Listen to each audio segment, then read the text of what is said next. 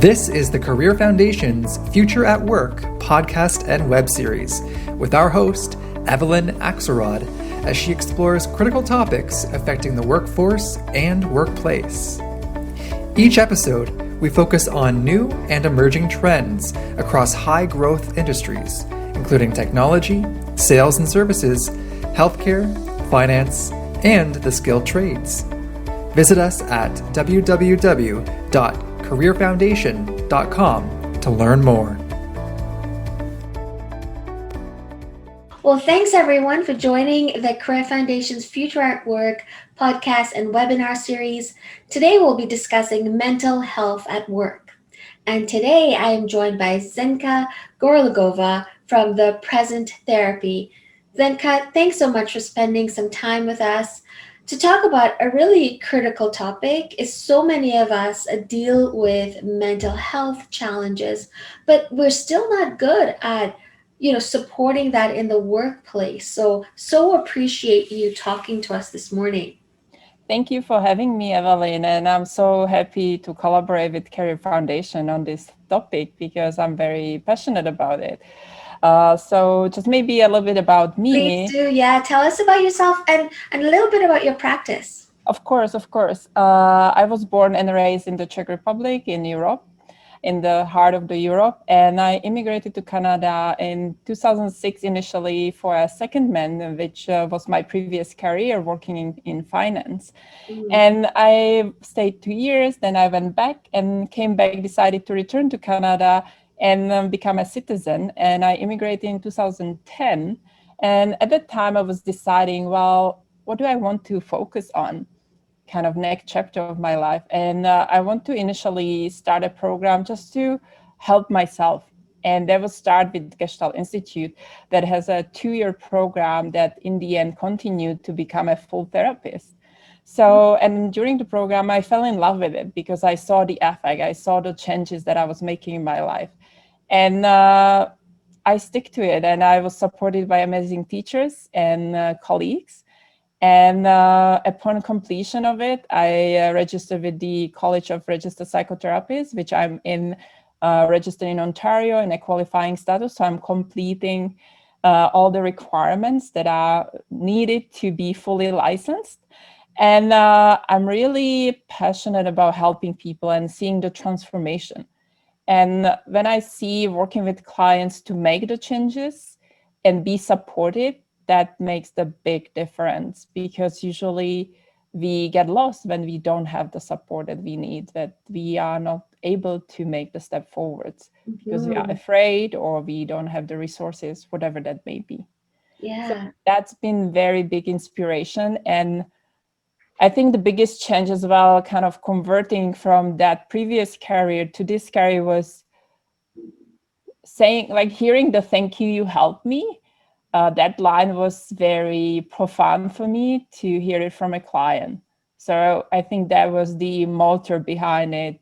And even the starting the collaboration with the Career Foundation and helping many other people that I maybe would not otherwise meet. So that's what I'm very grateful for. And seeing the results and also getting the feedback from the participants, that's the propelling kind of message to I'm doing something that makes sense, that makes changes and support clients to see maybe things a little bit differently and make decisions to feel better and do better. Wow, there's so much to unpack there. Your background is so rich. As someone who immigrated, so you have that experience. Many of our job seekers share that experience and how difficult that could be to navigate. But also you have done a massive career transition. Yeah. And so many of our listeners are in that boat right now where they have been disrupted in their own careers because of COVID and thinking about, what is my next step? How do I transition into something new? And you've taken that brave step. So, maybe I'll have you on again to talk us through that. Of course, sure. I would be more than happy to share my experience through the journey. Yeah, thank you. Well, we just had Bell Let's Talk Day on January 28th. And that's been for several years now such a wonderful, um, high profile opportunity to have discussions around mental health in the workplace. And it's really done a great job in normalizing mental health, or the discussions of it. But, there's a lot that still needs to be done. Of Can you course. talk to us a little bit about the state of mental health in the workplace right now? I think it's getting better. I think we got on the journey, and thanks to the initiative Let's Talk, I think we start to opening up the hidden secrets, because in order to strive in every job, this was not welcome message. This was, you either don't belong here, or something is wrong and you need to take care of yourself. But there was not the kind of inclusivity part. It was, you are in it alone, kind of, rather than we are here with you to support you. So I think it's nice to see the changing environment kind of becoming part of it, rather excluding the person. Because usually, even for the person struggling with mental illness, or just part of their life that might need a support, is just to be able even to speak about it. The courage and the effort it takes to really open up and be vulnerable, it's very big risk for many people. And that's maybe many of them don't speak until they hear somebody else speak. So that's why the Let's Talk, it's the opening up and creating the safe and supported space to share that maybe I've been struggling with depression, maybe I've been anxious and could not meet the deadlines because I was so afraid, whatever reasons there might be, or like I've been diagnosed with something and I don't know what to do with that, right? And there could be many layers to that aspect that we are not able to open up in workspace because we don't have the safety and support. And that's usually the first kind of red flag for a person who had such an issue, that they will not go forward and open it up. They will try to figure it out on their own. And I think the other aspect is as well that it's kind of the distinction between friendship and professional. At least that's the experience in Canadian workplaces, is the how we create the friendships, how we create support system or buddy system that can help people to relate, to understand on a very informal and, let's say, casual level, because this is not the talk you will bring to the boardroom and say, or like meeting room with other supervisors or others, and just say, this is what's going on. Not many people have that courage and ability, or even voice of words, how to talk about it. So it's also finding the words and have the support for the individual, but also have the space and safe space and support system build up within the organization. Yeah. And I always find it um, an interesting separation when we talk about the workplace and we talk about people in their personal lives. And oftentimes we forget that people in the workplace are the same. Like it's the same, and bosses and supervisors, and they also have individual challenges. They too might be challenged with mental health issues, and so we need to support each other. Coming through the company door doesn't, make it your experience different. It actually increases the anxiety that you live with, because you're not being supported in those work environments. And employers really need to think about, and teammates too need to think about, people's productivity and how anxiety and other stressors really affect that. And I don't like talking about business cases for things like this, but if people were feeling supported, they could be their best selves at work. Exactly. And I think I agree exactly what you said. Each of us, we are human beings. And sometimes in that work roles, we might forget that, or we are in the environment that we feel that our maybe issues come up and we don't know how to deal with them because we don't see them. right? The environment around us see them, but maybe they don't share it with us, the impact that it has. Because again, there's the not safe and kind of support place to really have that conversation that is honest, right?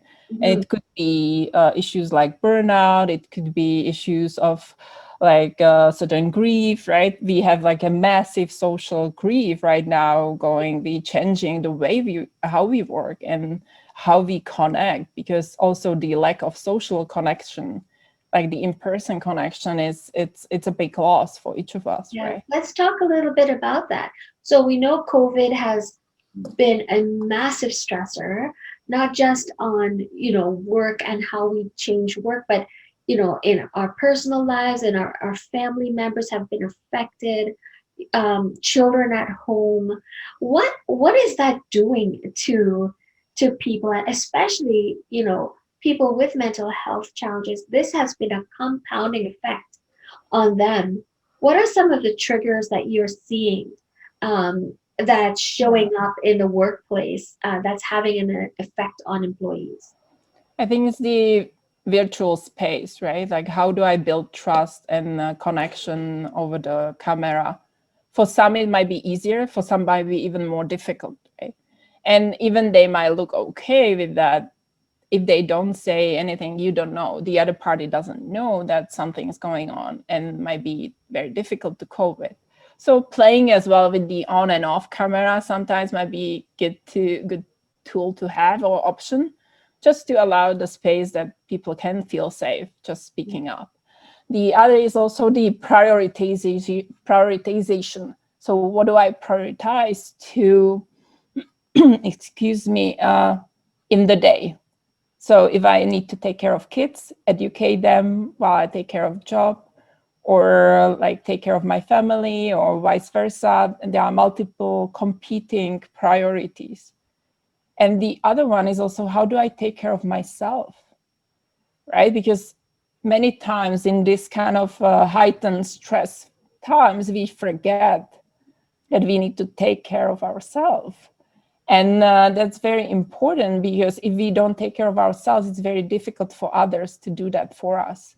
So it's a very important reminder that we need to create even like a 10, 15 minutes a day, just that time for us, quiet times to kind of, it's okay, I will do my best, or I'm bouncing back. If something doesn't go the way I expected, I'm bouncing back. Tomorrow I'm okay. I will do my best, whatever I can do in that situation.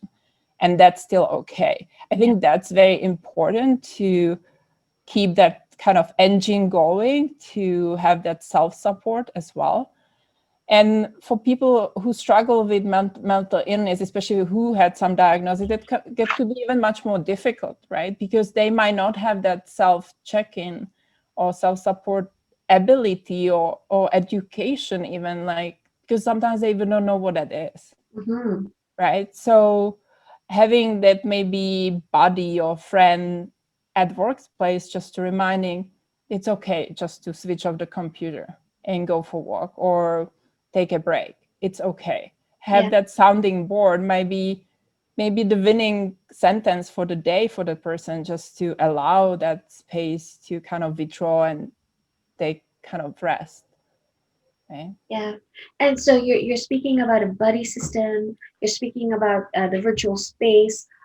It's difficult, right, when you're not seeing the person one-on-one, to kind of pick up on subtle cues about, this person's having a bad day, or this person, there's something that I need to address with this person to support them. Doing work virtually, what are some of the signs that employers can look for to be able to identify really, and support employees who are having challenges? How can they help? How the employers can help, they can provide more flexibility. Let's say allowing employees start a little bit later in the morning, so they have the time to kind of put things together and make the step towards, have allowed them really pick and choose based on their kind of state of mind and feelings, in the day. Maybe one day they will work longer day and one day shorter day, or like they can pick and choose, because especially with some diagnoses, it might be very hard to stay on that very strict regime that maybe company imposed, right? So have the flexibility around it, have also ability to take the time off. And many companies already has been implementing a lot of wellness programs, a lot of support from providers, have access to professionals, which is also another help that the many companies doing. And working with either bigger companies that provide mental health-based coaching or support counseling, therapy access, psychiatry's medical access, or just working with individuals, professionals that can create maybe for small organizations the program and create that kind of support system to help their employees to feel belonging, to feel I matter, I'm struggling, but I'm still striving. Because sometimes for people with mental health, also the work is important. Mm-hmm. There's some kind of like a self-esteem and validation. I'm doing something I'm passionate about, I like, but sometimes I might have limitations to do that. So how to balance it out so I have the space to navigate in a supported way the ups and downs that I might be going through. Mm-hmm. Mm-hmm. It's interesting. I was having a discussion with a number of employers the other day, and we were talking about how do we onboard somebody or an early entry into the workplace who, may be demonstrating a need for support but haven't articulated it. And the reason why they haven't, there's these EAP programs, employee assistance programs, and all of these supports in the workplace under benefits. But oftentimes employees, first, probably not eligible, depending on how early it is in their tenure. Second, they're not always comfortable sharing that in an early relationship with the employer. So for our listeners out there, I really want you to know that if you're struggling, there are supports that you can access, many of them being free. There have been a number of hotlines that have been developed. And always you can reach out to the Career Foundation for some support around your mental health and mental well-being. On our website, there will be resources there that you can access as well. But it's important to take care of yourself. Yes, there is concern around sharing things with employers. You'd be surprised that employers are very much more understanding than they used to be. Mm-hmm. They are setting up systems in place for employees. But if you're afraid of that, please speak to someone like ourselves at the Career Foundation or any of the nonprofits out there that you can get some support with. Yeah, I agree, because that's how we are building trust, right? And I think that's the biggest part, especially for new employees, because there's the fear, if I disclose something, it will have a negative light in me or something, or I will not perform what I maybe said or expected. But on the other hand, it's a two-way avenue. So if things might not go as well, but the employer might know about it, might be a difficult situation, at least they can provide some help. They can provide. So it's kind of a sharing means caring in some way. And that's the kind of old phrase, but I still believe it's true, because if we take the courage and share that maybe we're struggling with something that might affect our performance or attendance at work or whatever we're going through in life, because that could be, even in the pandemic, we are like exposed to very many unknown and life-changing events. So if the other side knows, and it could be very brief message, doesn't have to be full disclosure with all details, might help and might kind of create that space to allow that support and safety to come in and to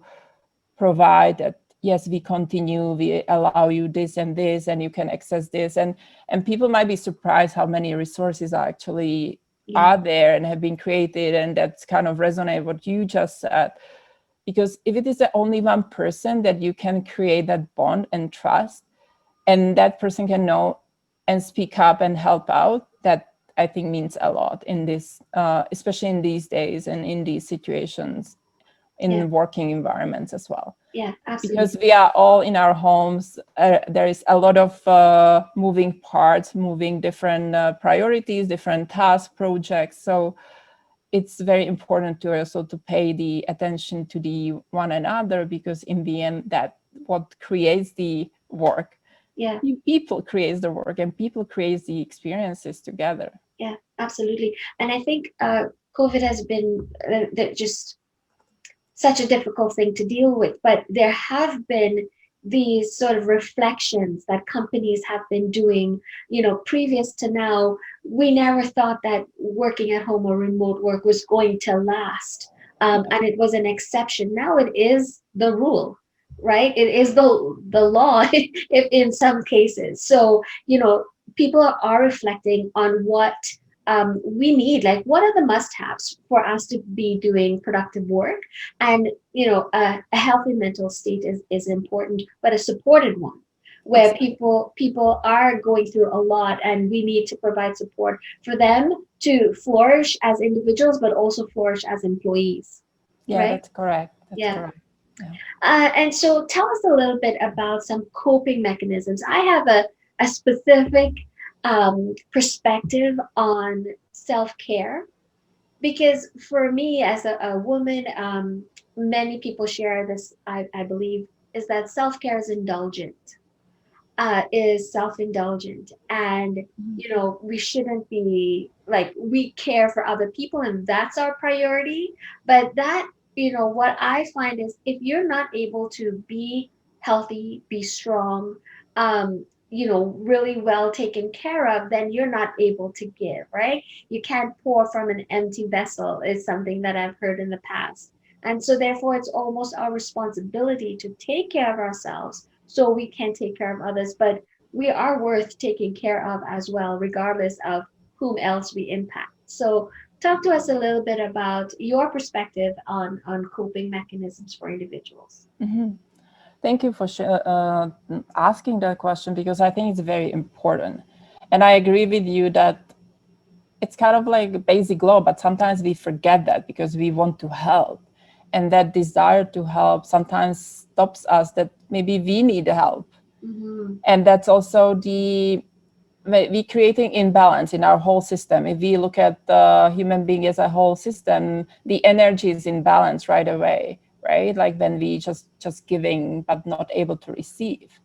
And just creating the space for ourselves, even just to make a break, make a cup of tea, or just walk outside of your apartment for 5 minutes, just around the block or around your house, and just come back and continue. That's self-care too. But also working with your belief that self-care means luxury. Mm. Where does this come from? Like, if I don't care about myself and take care of myself, who else will do that? Who else will do that, right?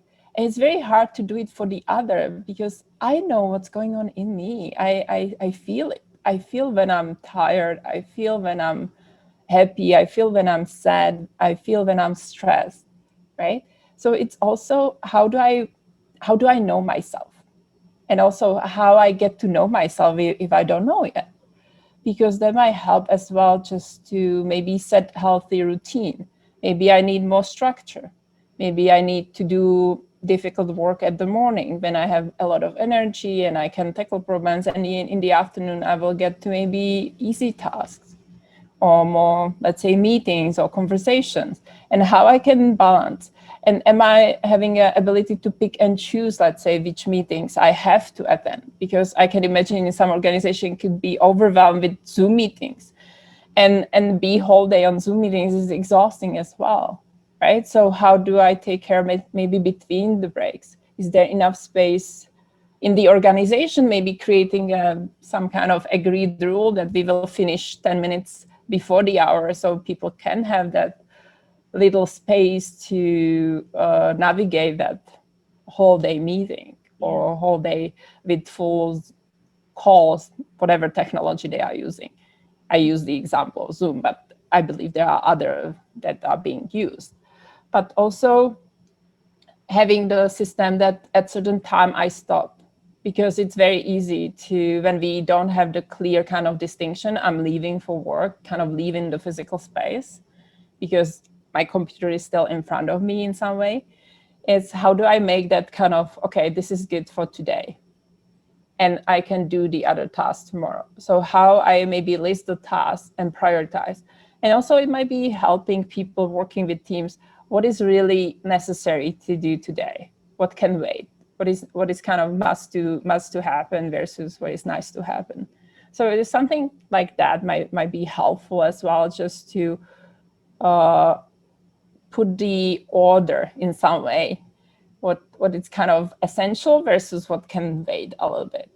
Yeah. And also sometimes it's interesting to see that when we put things that can wait a little bit, that sometimes they crystallize to something, either they get the attention or not, and they don't need the attention. Yeah. Right. So it's part of that kind of evolution, and be okay with it. It's also the ability to say, okay, I did my best for today, and that's for today. The other stuff I can do tomorrow.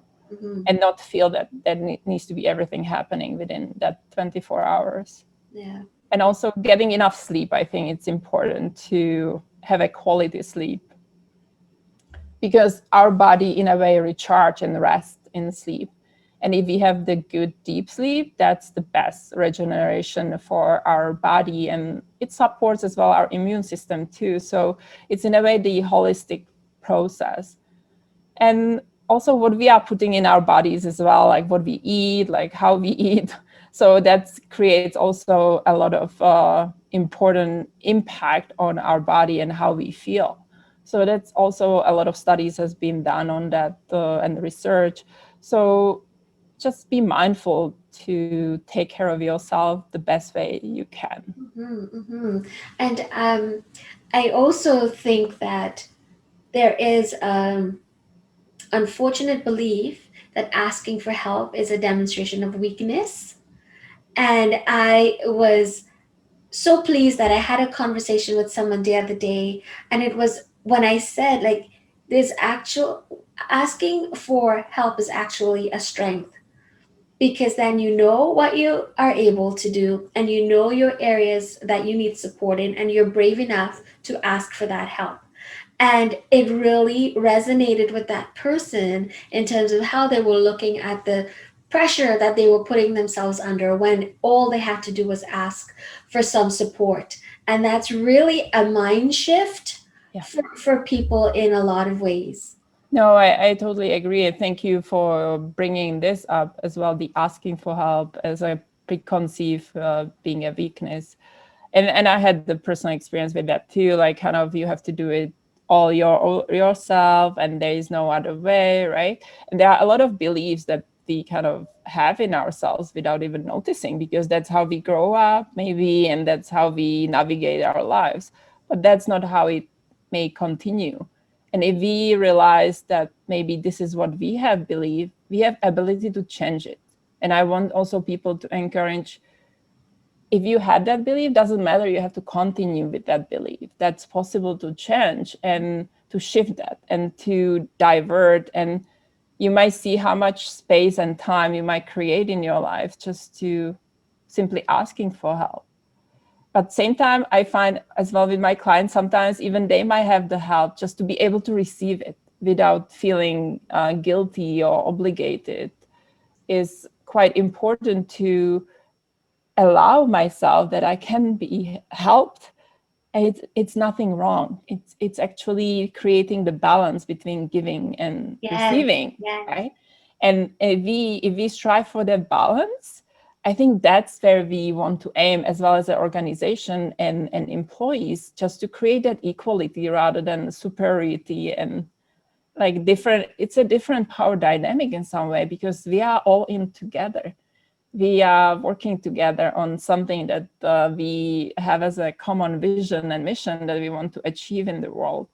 And if we are aligned on all these values and have the camaraderie, have the safety and support in the space, and doing something meaningful and knowing why I'm doing it. Also, it's important because sometimes when we are doing things and we don't know why, it could bring a lot of frustration. So knowing why I'm doing what I'm doing, and especially for employees to know that, I think that's other part to be in understanding why I'm doing every day. Why do I get up every day and do what I do? Yeah. What is the motor behind it? Because that's also helping the self-esteem and coming to the work with the energy that I want to be seen, heard, I want to succeed, I want to do something meaningful. And I think that's very important to have at the workplace as well, that people come to work doing something meaningful because they connect on a personal level with something that is the maybe bigger picture in the world, that they can contribute this way to it. Yeah, I totally get that. And making impact is something I have to keep reminding myself. What I'm doing today even is going to resonate with someone out there, and it's going to help them to, strengthen their mental health. So that's fantastic. As we get into mindset, we talked a little bit about mindset.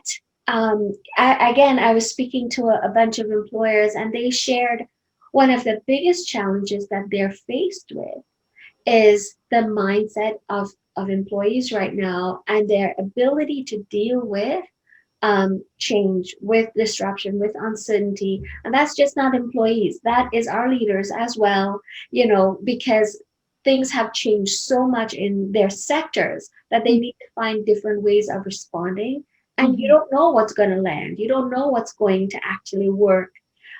What's your advice for people? What does that healthy mindset look like in face of this disruption?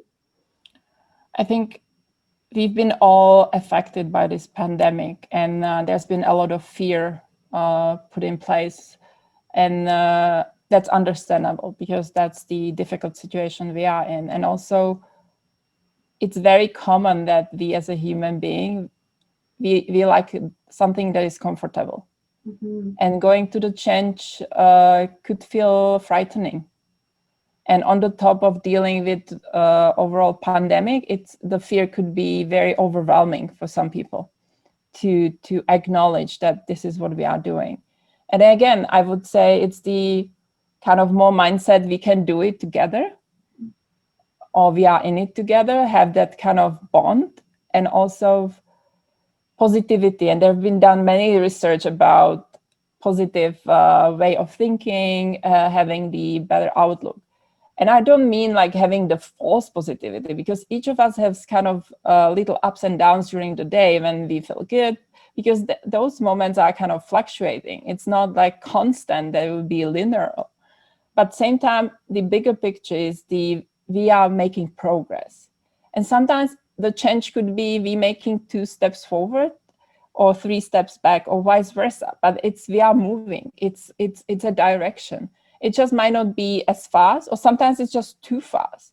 But when that happens too fast, it's just how we can support people so they can get on board with us. Do they understand what we are doing, or why we have done certain things? Because there might be maybe misunderstanding. And also be present. And I think that's very maybe profound line, because we have our idea, our expectations, and each of us, but sometimes we living in our heads rather than meeting one another. So it's also hearing each other out without judging or cutting off, or not creating the space, may create very rich environment of honesty and deep connection. Because if we have the space to realize, oh, I did not realize that was expected of me, or I didn't know that was such a priority, vice versa, communicating, or we didn't give you the tools or information to be able to even process that, might be more valuable conversation than just you should, or vice versa, right? Because we're coming to blame one another, and that doesn't go anywhere further. So it's just more realizing how the other person might see it from the other side, like putting ourselves in the other person's shoes, knowing what they are maybe going through. and how maybe blur or unclear it might be, right? So again, it takes each of us responsibility to take care of ourselves, but take care of the others around us too. Yeah. I like that you said we're all in it together, and that sort of understanding that things are changing for all of us, right? And we're going to be learning through this together, and we're making decisions, the best ones we can, together with the information that we have. If circumstances change, we might have to evolve those, right? But having that patience and knowing that it's a fluid situation right now, and we're going to have patience with each other, patience with the situation, so we can kind of evolve, making the best for everyone. Yeah, and I think I would like to add to it as well that sometimes we cannot control all because we might not have the information, we might not be able to observe because we might get only a slice of, as I said, pizza in a way of information that we are seeing or viewing from, and we might need a bigger picture to see. And that's why I kind of resonate with knowing why we are doing it and have that understanding, that meaning might help also during the changing process people navigate. And sometimes even the leaders might not know exactly, especially in this like dramatic. So again, having that mutual respect for both and standing in shoes of both to understand each other and doing your best. Yeah. I think that's what each of us can do in the situation, doing our best and contributing to the bigger meaningful pie and effort and solving problems in the world that we are facing. Yeah, I also find that, like you said, some people deal with things differently just because of their personalities, right? But I also find that it is sort of reassuring, or it's a good reflection exercise to go back and look at some of the challenges that you have overcome in the past, right? And look and see, that those things you did that, right? So you're going to be able to do this as well. Some of the skill sets, some of the mindset that you used when you were going through that could be learning for you. But oftentimes we feel, why is this happening to us? Well, you could realize it happened before and you learned. And so some of those skill sets can be used here as well, Yeah. right? Yeah, that's a very great point, because sometimes we tend to kind of focus on weaknesses. And unfortunately, many of the kind of feedback systems, whatever, were kind of built around identifying your weaknesses. But I think a lot of recent research also proved that that's not really helpful, because people, I think each of us has strengths and so-called gifts that we bring. And if we start focusing more on the gifts and how we can utilize these gifts in the unique environments that we are co-creating with one another in the workplace, might actually shift that focus and might actually start to opening a lot of possibilities that we might not have seen before. Because maybe somebody hasn't studied that, but it's passionate about creating maybe creative projects or content, or is very talented in artistic way or other way. And just utilizing these gifts can like propel the organization through that change status very fast. Yeah, absolutely. And I know that we've been talking for many years about a growth mindset, and that's really important. But I like to see it differently a little bit now, where we need a learning mindset. Like we're just open to learning. And yes, we may not know what's happening next, but being receptive to figuring that out, because it's not that it's being shut down. You have an opportunity to learn something different, and your reality will be better for it or different for it, right? So yeah, I always like thinking about that growth mindset, but really it's really about learning and being receptive right now. And I know, because one of the values as well why employees come to work is as well, when they are looking for a job, is one of the aspects is, what am I going to learn? Mm-hmm. How I'm going to grow as an individual? Because one aspect is I'm learning for the company, but same time I'm improving my skills and I'm expanding my skills too. Yeah. And I very much agree what you said, just the learning component, because if we combine the self-esteem, I'm doing something meaningful, I learn something new, and also I'm creating something that I can be proud of. Yeah. It's also create the kind of abundant mindset too, right? It's that we are doing something together, and I'm creating not only the tangible things, but maybe the intangible, like friendships or relationships that I'm learning from too, right? Yeah. And that could be something very valuable, especially in these times when we learning each other from a different angle that we saw each other in the office. So it's another aspect that we are learning about each other, because we in a way are exposing our homes and whatever happening in that homes with each other, and how we can relate. I think that's the other important part. Yeah, absolutely. And what you focus on is what you get more of. And again, there's no argument about how devastating COVID has been, but it has allowed us to sort of blend our work and personal life, which was something that we were lacking before. We needed to be real. We needed to be ourselves at work, and we shouldn't have had those barriers between two different lives, if you will. Yeah. And also, if you think about it, there's a lot of stuff that doesn't cost us much that can really help. It's like having a smile, sharing humor, enjoying these little moments and be grateful for them, like appreciate what we have. Yeah. Because sometimes we still focus on what we don't have versus what we have. Because we have a lot, especially in this country, we have a lot, we just don't recognize it sometimes. And also like having these little moments when I connect with myself or with my friends, just to appreciate those, because those will be the motor that will navigate us through this difficult time. Yeah, absolutely. And so you just talked about, things that don't cost money, right? And so when we oftentimes talk to employers, if it's a big employer, they tell us all the cool things that they do. They have their pool table in the building for staff, and a gym in the staff. And then when we talk to small employers, they're like, "Come on, are you kidding? That's not a thing for us." But can you talk to us a little bit about, regardless of the size of the workplace, what are some of the things that we should be striving for, to be able to build a healthy workplace that removes negative stigma around mental health? What should we be striving for in the workplace?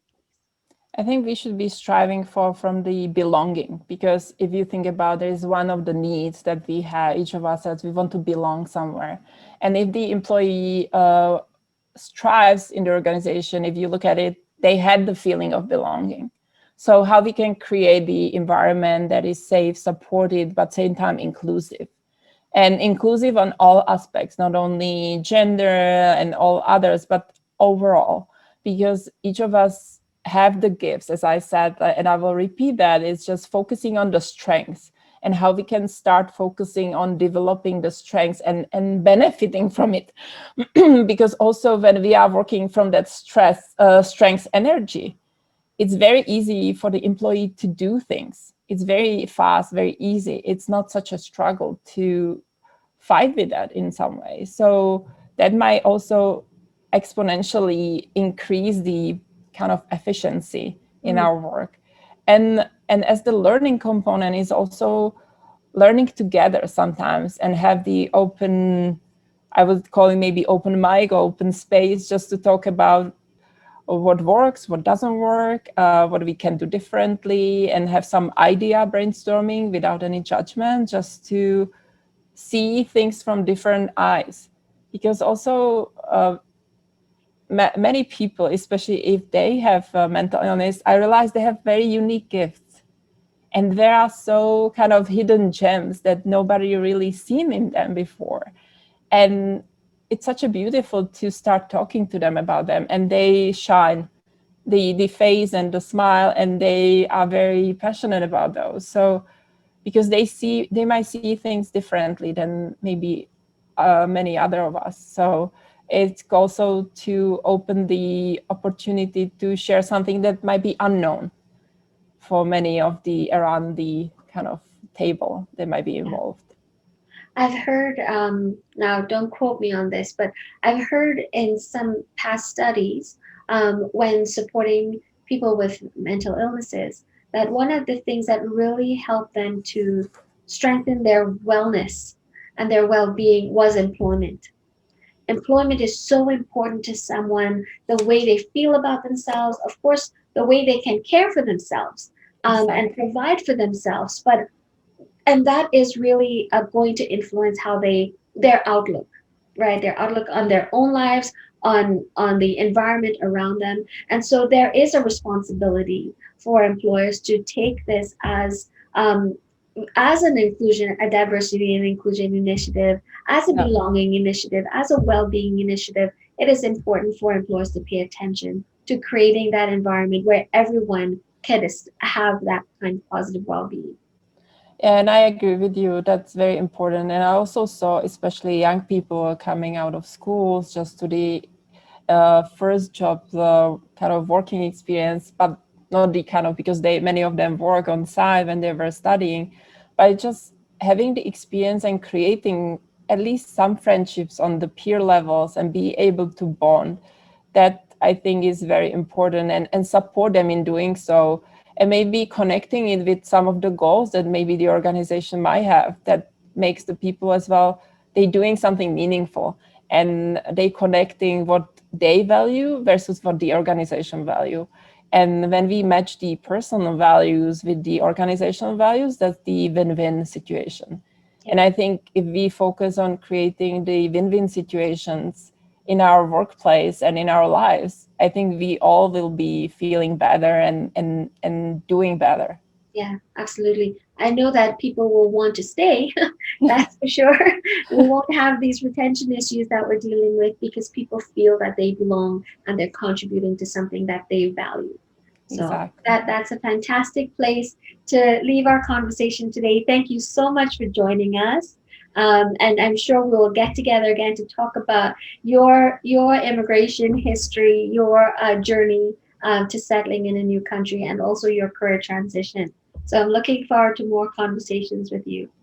Thank you so much for having me. I really enjoyed talking to you, Evelyn, and thank you for Career Foundation for having me and collaborating. I wish you all a very nice day. Thank you very much. Thanks so much. So, listeners, it has been another informative episode of The Future at Work. Join us again as we continue to explore different issues that affect the future of our work, our workplaces, and our workforce. Check us out at thecareerfoundation.com for any resources that you might need in terms of your mental well-being and any other related employment issues. Well, thanks again, everyone. Stay safe and be well.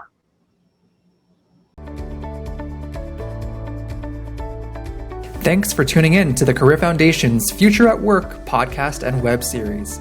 To learn more about our workforce development initiatives, visit our website at www.careerfoundation.com and follow us on social media.